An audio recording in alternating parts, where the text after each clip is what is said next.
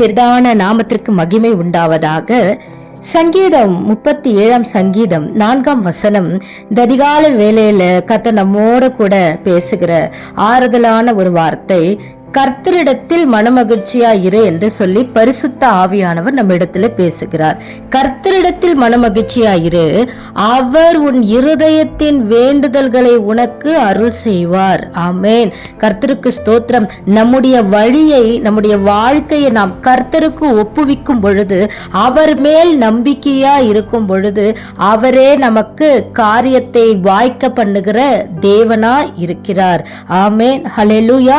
கர்த்தரை நோக்கி நாம் அமர்ந்து அவருக்கு காத்திருக்கும் பொழுது, கர்த்தருக்கு ஸ்தோத்திரம், கர்த்தர் நம்மை நேசிக்கிறவராய் இருக்கிறார். கர்த்தருக்கு நாம் காத்திருக்கும் பொழுது நாம் பூமியை சுதந்திரித்துக் கொள்ளும்படியாக நம்முடைய ஆவியாத்மா சரீரத்தை நாம் தேவனுக்கு பிரியமான வாழ்க்கை வாழும்படியாக கர்த்தர் நம்மை அபிஷேகம் செய்கிறார். கர்த்தருக்கு ஸ்தோத்திரம்.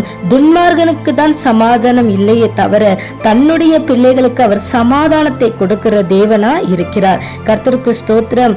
நீதிமான்களை கர்த்தர் தாங்குகிறார் என்று சொல்லி வேதம் நமக்கு அடையாளம் காட்டுகிறது. கர்த்தருக்கு ஸ்தோத்திரம். கர்த்தருடைய நாமம் மகிமைப்படுவதாக. நல்ல மனுஷனுடைய நடைகள் கர்த்தரால் உறுதிப்படும். ஆமேன். அவனுடைய வழியின் மேல் அவர் பிரியமாய் இருக்கிறார் என்று சொல்லி வேதம் நமக்கு அடையாளம் காட்டுகிறது. விழுந்தாலும் தள்ளுண்டு போவதில்லை. கர்த்தர் அவருடைய கைகளினாலே கர்த்தர் தாங்குகிறாராம். ஆமென். தமது பரிசுத்தவான்களை அவர் கைவிடுகிற தேவனே இல்லை. ஆமென். ஹல்லேலூயா. தாவீது சொல்லுகிறார், நான் இளைஞனா இருந்தேன், முதிர் வயது உள்ளவனும் ஆனேன், ஆனாலும் நீதிமான் கைவிடப்பட்டதையும் அவன் சந்ததி அப்பத்துக்கு இறந்து திரிகிறதையும் நான் காணல. கர்த்தருக்கு ஸ்தோத்திரம்.